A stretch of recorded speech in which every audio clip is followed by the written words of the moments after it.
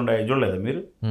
ఇప్పుడు ఏడాది తర్వాత ఈ అంటే గెలుపు వచ్చిన తర్వాత అన్నారు, అంతకుముందు కాదు. అంతకుముందు సార్, అంతకుముందు అంతకుముందు మీరు కాదు, ఇస్తే ఇప్పుడు. చేస్తాను అన్నారు కదా.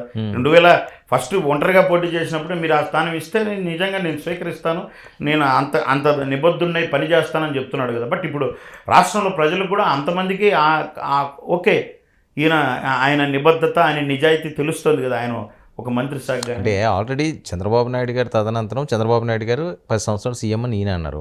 ఆయన తదనంతరం ఆల్రెడీ లోకేష్ గారు రంగంలోకి వచ్చేసారు. ఎలా అన్నా వారసత్వం ఉంటుంది కాబట్టి. సార్ అది వాళ్ళ పార్టీ నిర్ణయం కదా సార్. అదే అంటున్నాను. చంద్రబాబు గారు టీడీపీ. మరి వాట్ అబౌట్ పవన్ కళ్యాణ్ గారు? 100% మేము ఎక్కడికి పోయాం సార్? మాది ఒక పార్టీ ఉంది కదా, మేము 100% స్ట్రైక్ రేట్ సాధించిన పార్టీ జనసేన పార్టీ. అవునండి, 175 నియోజకవర్గాల్లో ఇన్ఛార్జీలు లేరు, గ్రౌండ్ లెవెల్లో పార్టీ బలోపేతం లేదు. ఒకవేళ రేపు ఎప్పుడన్నా బయటికి వెళ్ళాలన్నా చెయ్యాలన్నా ఎక్కడ సాధ్యం అవుతుంది? అది అంత ఈజీ కాదు కదా రాజకీయం అంటే. అతి త్వరలో అతి అద్భుతమైన, అంటే వేరే ఏ పార్టీలకు తీసిపోని విధంగా ప్రతిరోజు సామాన్య జనసేన కార్యకర్తతో సహా అక్కడి నుంచి కమ్యూనికేషన్ ఉండే విధంగా ఒక కార్యాలయం మాకు ఏర్పాటైపోతుంది. ఆ కార్యాలయం స్టార్ట్ అయిన డే 1 నుంచి ప్రతి కార్యకర్త జనసేన పార్టీలో ఇంత పెద్ద స్ట్రక్చరు, ఇంత కమ్యూనికేషన్ డైరెక్ట్ ప్రెసిడెంట్కు చెప్పుకోవాల్సిందే విధంగా కూడా అక్కడ టెక్నికల్గా టీం ఏర్పాటు చేస్తున్నారు సార్. మీకు చెప్తున్నాను నేను, అంత గొప్పగా జరుగుతుంది. అంటే ఒక విషయం పైన కొద్దిగా ఆలస్యం జరుగుతుందంటే దాని వెనక అత్యద్భుతమైన ఆలోచన విధానంతో 100% ఒక నిర్మాణాత్మకమైన పర్మనెంట్, అంటే ఒక అద్భుతమైన నిర్మాణాత్మకమైన ప్రక్రియ అక్కడ జరుగుతుంది కాబట్టి ఆలస్యం. అప్పుడే జగన్మోహన్ రెడ్డి గారి వైపు జనాలు చూస్తున్నారట.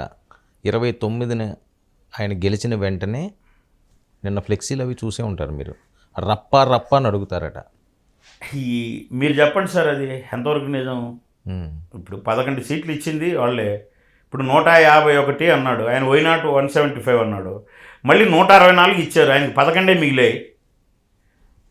ఇప్పుడు దీంట్లో 11 మిగిలినాయంటే ప్రజలు ఎవరు వేశారు? వైసీపీ కార్యకర్తలు అయితే వేయరు, దీనికి ప్రజలు వేసే కదా ఇన్ని సీట్లు వచ్చాయి. లేదంటే తమిళనాడు కర్ణాటక నుంచి వచ్చేలా కదా ఓటర్లు, ప్రజలు వేశారు.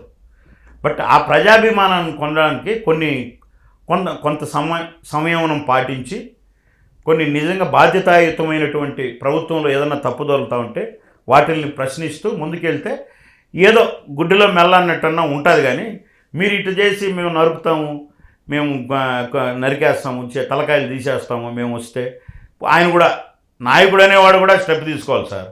పోలీసులను గుడ్డలు ఇప్పుతాను, మిమ్మల్ని అందరినీ సినిమాలు చూపిస్తానంటే ఏ సినిమా ఉండదు. జగన్మోహన్ రెడ్డి గారికి అప్పుడే చాలా అస్త్రాలు ఇచ్చేస్తున్నారట. 1 ఇయర్లోని చెలరేగిపోతారు, జనాల్లోకి వస్తే భయపడిపోతున్నారట, ఉచ్చపోస్తున్నారట మీరు కూటమి వాళ్ళు. నిజమా? నాకు తెలియదు. రోజు పోసుకుంటాం కదా సార్, మరి దానికి తోడు మాకు ఏదైనా షుగర్ కేకర్ ఉంటే 2 సార్లు ఎక్కువ పోసుకుంటాం. ఇది ఆయనకి భయపడి పోసుకుంటామని ఆయన అనుకుంటే మేమేం చేయలేం. ఇప్పుడు డయాబెటిక్ పేషెంట్లు ఉంటారు, 4 సార్లు ఎక్కువ పోసుకుంటాము. ఈ జగన్మోహన్ రెడ్డి భయపడి పోసుకుంటున్నారు అంటే మేమేమనుకోము. ఇప్పుడు మేము అధికారంలోనే భయపడలా జనసేన కార్యకర్త ఎవడు. పబ్లిక్గా జనసేన ఒక ఈడ్చుకుపోయి మమ్మల్ని అరెస్టు చేసి హౌస్ అరెస్టులు, ఫోన్ పనిచేయని చోట పెట్టి ఈడ్చుకెళ్తూ ఉన్నా భయపడలా, రోడ్లలో కూర్చున్నాం ఇదేం రోడ్లు అని. మళ్ళీ ఈరోజు మేమెందుకు సార్ భయపడతాం? జనసేన కార్యకర్త సార్, మీకు చెప్తున్నా వర్మ గారు, ఇక్కడ కాదు ప్రపంచంలో ఎక్కడున్నా భయం అనేది జనసేన కార్యకర్తకు ఉండదు. ఎందుకంటే ఏ అవినీతి లేకుండా ఉంటాడు కాబట్టి, స్వచ్ఛంగా, అంటే వచ్చిన దాని నుంచి ఏం చేద్దాం అనేది లేకుండా తన సొంత డబ్బులతో తను టీ తాగుతూ, తను జెండాలు కొనుక్కొని, తను మీటింగులు పెట్టుకుని అన్నయ్య దగ్గరికి వెళ్ళాలి, మీటింగ్కి వెళ్ళాలి అని చెప్పి, అంటే వేలాదిగా, అంటే అంతా తన సొంతం, తన ఓన్ చేసుకునే పార్టీని ఆయన చేసుకున్నారు కాబట్టి, అంత నిజాయితీగా ఉంటారు కాబట్టి వాళ్ళు ఎవరికి భయపడరు. మీరు అడిగారు కదా, మిమ్మల్ని కూడా విమర్శిస్తారు కదా మీరు అంటే 100% నాయకుడి దగ్గర నుంచి మా దగ్గర నుంచి అందరినీ విమర్శిస్తారు, పెడతారు. కానీ ఒక్క మాట, మనమంతా ఇది మీరు ఎందుకు అని చెయ్యి ఇట్లా చాపి దగ్గితే అందరూ వచ్చేసి నిలబడిపోవడమే మా నాయకుడు పవన్ కళ్యాణ్ గారని. ఎందుకంటే ఆయన అంత స్వచ్ఛమైన వ్యక్తి కదా సార్. మా వాళ్ళు ఇప్పుడు జన సైనికులు మమ్మల్ని కూడా, రే మీరేం చేస్తున్నారా, నా మీద కూడా ఒక 100 పోస్టులు వస్తూ ఉంటాయి. ఇతను ఒక్కడే కార్యదర్శి, ఇంకా కమిటీలు అవసరం లేదా, ఇతనికి చెప్పేది లేదా, ఇంకా దమ్ము లేదా రిజైన్ చేయమని కొల్లలుగా తిడతా ఉంటారు. నేను చూసి గమ్మున ఉంటా సార్. ఎందుకంటే అదే నాయకుడు నేర్పించింది. అంటే మమ్మల్ని చూసి మీరు ఏం నేర్చుకున్నాడో అంటాడు. మరి వీడియోలో బరస్ట్ అయిపోయారు కదా, దీనికి దానికి సింక్ అవ్వట్లేదు. అది నేను నా జన సైనికుల గురించి చెప్తున్నా. అది నాకు ఎవరో బయట నుంచి ఫోన్లు చేసి నిన్ను నరుకుతాం నీ ఇంట్లో వాళ్ళని కాదండి నాగేంద్ర గారు, ఓకే ముక్కిసూటిగా స్ట్రైట్గా రైటో రాంగో ఒకటైతే బయటకు వచ్చింది, అందరూ దీన్ని తప్పు పడుతున్నారు, మీరు తప్పని ఒప్పుకుంటున్నారా? సార్ నేనేం చెప్పాను, ఒక విధంగా అది వాళ్ళు మా పరంగా తల్లిదండ్రులను అట్లా తిట్టడం దూషించడం తప్పు అయితే 100% తప్పే. కానీ నేను ఒక మనిషిని, నేను హ్యూమన్నే కదా, నాకు ఎమోషన్స్ ఉంటాయి కదా, నాకు భార్య బిడ్డలు ఉన్నారు కదా, నాకు అక్క చెల్లెళ్ళు ఉన్నారు కదా, ప్రస్తావించి ఆ పదాలను ప్రస్తావించి తిడుతుంటే నాకు ఎందుకు రావు అనేది నా బాధ. నేను ఎందుకు తిట్టను? ఎవరైనా ఇప్పుడు మన స్టూడియోలో బయట వెళ్దాం సార్, మనం ఒక్కడిని పిలిచి చిన్న పిల్లాడిని పిలిచి నీ అమ్మ అని చూద్దాం, వాడు నీ అమ్మ అంటాడు అన్నాడు, వెంటనే రియాక్షన్ ఇస్తాడు. వాడు ఎందుకు తిడుతున్నావు, మహాతే మీరు చెప్పే మంచితనం ఉంటే కన్నా ఏం కళ్ళు తిరుగుతున్నాయి ఏం బాబు అంటాడు, మళ్ళీ ఒకసారి అంటే మళ్ళీ అంటాడు వాడు నేను అనలేనా అని. దాన్ని తీసుకొని వచ్చి ఇప్పుడు అదే మా వాళ్ళు తిడుతుంటారు, నేను కోప్పడలేదు. ఇప్పుడు జన సైనికులు పోస్టులు ఇది ఇంత బాగా వైరల్ అయింది కదా, బాధ అనిపిస్తున్నదా? ఏంట్రా అనవసరంగా బయటకు పెట్టారు, ఎందుకు జరిగింది ఇది, ఎవరేమనుకుంటారో, పెద్ద అని తెలిస్తే ఏమనుకుంటారో బాధ అనిపిస్తుంది. అంటే ఏంటంటే సార్, ఇది ఒక ఇన్నర్ మీటింగ్. అంటే అది వాంటెడ్గా ఒక చోట కూర్చున్నాం, అరే ఎక్కువ వచ్చేస్తున్నాయి ఫోన్లు, మనం ఏదో ఒకటి చెయ్యాలి అన్న, కేసు పెడదామా, కేసు పెట్టి లాభం లేదురా, సరే ఏం చేద్దాం, ఈరోజు ఆ అక్క ఫోన్ కూడా వచ్చిందంట, అందరూ వచ్చి కూర్చుంటారు, 10 మంది 15 మంది ఉంటారు. సరే అంటే ఫోన్ చేస్తారు, అంటే ఇంక 24/7 వస్తాయి సార్ ఫోన్లు, మనం ఆన్ చేస్తే వచ్చినట్టే. ఫోన్ చేసి స్టార్ట్ చేస్తారు, చేస్తే అందరూ తీసుకుంటారు ఫోన్. నా చేతిలో ఒక 10 సెకండ్లు ఉంటానే పెరుక్కునేసి ఒక 20 సెకండ్లు ప్రతి ఒక్కడు అక్కడున్న ఆ 10 మంది 15 మంది తిడతారు. తిడుతూ ఇది పలానా చోట ఉన్నాం, పలానా ఏరియా ఉన్నాం, సరే ఇప్పుడు ఆయన జోలు రావాలంటే రాయండి, లేదా మీరు ఎక్కడ సర్లేండి.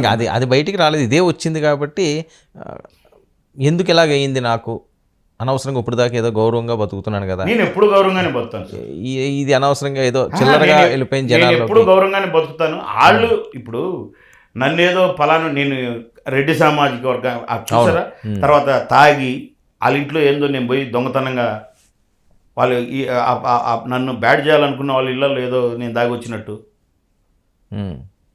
ఎందుకు నేనేమంటున్నానంటే, నన్ను తిట్టినవాడు నేను ఫలానా రెడ్డిని అని చెప్తాడు, దానికి నేను తిట్టా.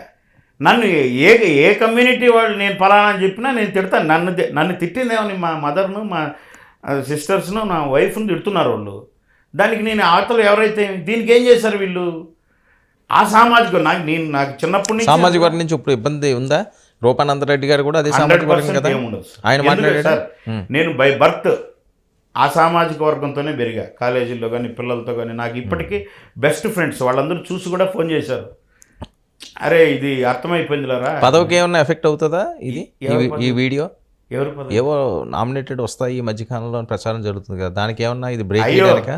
అది అధ్యక్షుడి నిర్ణయం కదా సార్, ఆయన వాళ్ళు, దానికి ఏముంది. నేను అట్లాగా సార్, ఇప్పుడు దానికి దీనికి లింకే ఉంది సార్.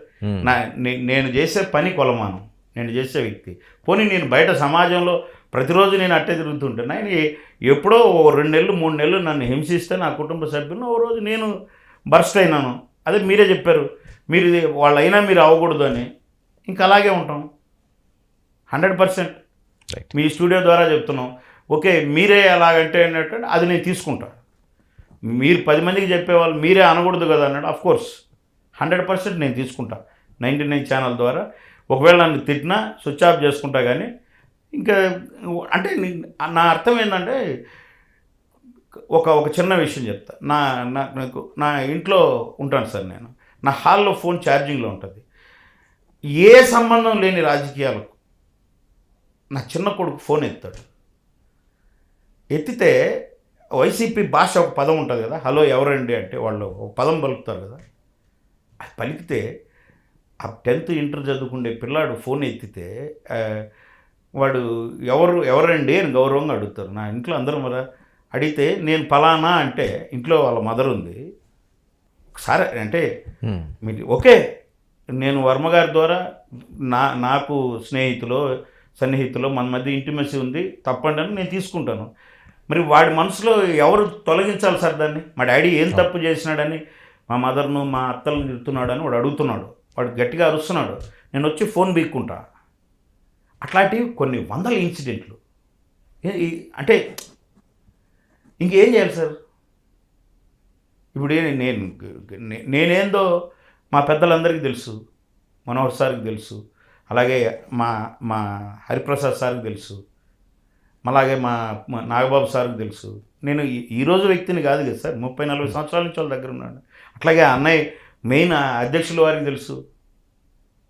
ప్రజారాజ్యంలో ఆయన యువరాజ్యం అధ్యక్షుడిగా వచ్చినప్పటి నుంచి టూర్లో అంతా తిరిగి అట్లా ఈరోజు వరకు అట్లే ఉన్నాం, అంతే సిన్సియర్గా పనిచేస్తున్నాం. ఇవన్నీ నేనేం చెప్తున్నానంటే సార్, వాళ్ళందరికీ ఒకటే చెప్తున్నా, మీకు కూడా కుటుంబాలు ఉన్నాయి. ఇప్పుడు నా దగ్గర నాకు పిల్లలు లేక మనుషులు లేక ఫేక్ అకౌంట్లు చేయలేక కాదు, 20 చేసేసి మీ కుటుంబ సభ్యులను వాళ్ళను పెట్టి అవన్నీ చేసి పెడితే ఒకసారి ఆలోచించండి ఎట్టుంటుందో. నీకంటే ఎక్కువ టెక్నాలజీ అన్నీ ఉన్నోడిని, కాకపోతే మీరు ఎన్ని చేసినా నాకేమీ కాదు. అటువంటివి నేను స్వచ్ఛంగా రియాక్ట్ అయినా నా ఇంట్లో వాళ్ళని తిట్టేటప్పటికి. ఇప్పుడు నేను వచ్చేసి నిర్ణయం అది నాది కాదు సార్, ఫేక్ సార్, అది ఎప్పుడో ఏదో మాట్లాడుతూ ఉంటా వ్యవసాయం గురించి, దానికి తిట్టారు, ఇట్లా చెప్పలేదే నేను. Okay, right sir, thank you so much. Thank you very much Varma గారు. Right, thank you. ఇది తాతంశెట్టి నాగేంద్ర గారితో ఈనాటి ర్యాపిడ్ ఫైర్. మరొక అతిథితో మరో ర్యాపిడ్ ఫైర్లో కలుద్దాం. Stay tune to 9 news. నమస్తే, వెల్కమ్ టు ర్యాపిడ్ ఫైర్. ఆంధ్రప్రదేశ్లో రగులుతున్న రాజకీయాలు ఏ చిన్న అంశాన్నైనా రచ్చరచ్చగా మారుస్తున్న నేపథ్యం. 2024 నుంచి 29 వరకు ఒక లెక్క, 29 నుంచి మరొక లెక్క రాబోతుంది అని చెప్పి డైరెక్ట్గా జగన్మోహన్ రెడ్డి గారు హెచ్చరిస్తున్న నేపథ్యం. మరి 19 నుంచి 24 వరకు ఏం జరిగింది? ఇవన్నీ కూడా రాజకీయంగా ఒకరినొకరు విమర్శించుకుంటూ హద్దులు మీరుతున్నాయి నేతల మాటలని సర్వత్రా వైరల్ అవుతున్న అంశాలు. అసలు జనసేన భవిష్యత్ కార్యాచరణ ఏంటి? అసలు జనసేన ఏం చేయబోతుంది? ఏడాది గడిచిపోయింది, మరి పవన్ కళ్యాణ్ గారు మార్క్ కనిపించిందా? జనసేన శ్రేణులందరూ కూడా హ్యాపీగా ఉన్నారా? గతంలో ఎవరైతే కేసులు పెట్టించుకున్నవారు, గతంలో ఏవైతే ఇబ్బందులు పడ్డవాళ్ళు, వాళ్ళందరి పరిస్థితి ఏంటి? సముచిత స్థానం దక్కిందా? చాలామందిలో ఉన్న ప్రశ్నలు ఇవి. సామాజిక వర్గ పరంగా ఉన్నాయండి, లేకపోతే జనసేన జెండా మోసిన వాళ్ళు అయినా అయి ఉండొచ్చు కాక. సో ఇలాంటి నేపథ్యంలో ఇప్పుడు ఒక వీడియో ఒకటి వైరల్ అవుతుంది పెద్ద ఎత్తున. గతంలో జరిగిన అంశాలన్నింటినీ కూడా ఇప్పుడు జనాల్లోకి వదులుతున్న నేపథ్యం. అది టీడీపీ అవనివ్వండి, వైసీపీ అవనివ్వండి, జనసేన అవనివ్వండి, ఏ పార్టీ అయినప్పటికీ కూడా అసలు ఈ రాజకీయాలు ఎటువైపు తీసుకువెళ్తున్నారు? ఇదే ఇష్యూపై ఈనాటి ర్యాపిడ్ ఫైర్లో ఎక్స్క్లూజివ్గా మనతో పాటుగా సిద్ధంగా ఉన్నారు తాతంశెట్టి నాగేంద్ర గారు, జనసేన రాష్ట్ర కార్యదర్శి. నమస్కారం నాగేంద్ర గారు. నమస్తే వర్మ గారు. ఏడాది అయిపోయింది, ఏంటి జనసేన పరిస్థితి? మీరు కూడా చాలా ఈ మధ్యకాలంలో చాలా పాపులర్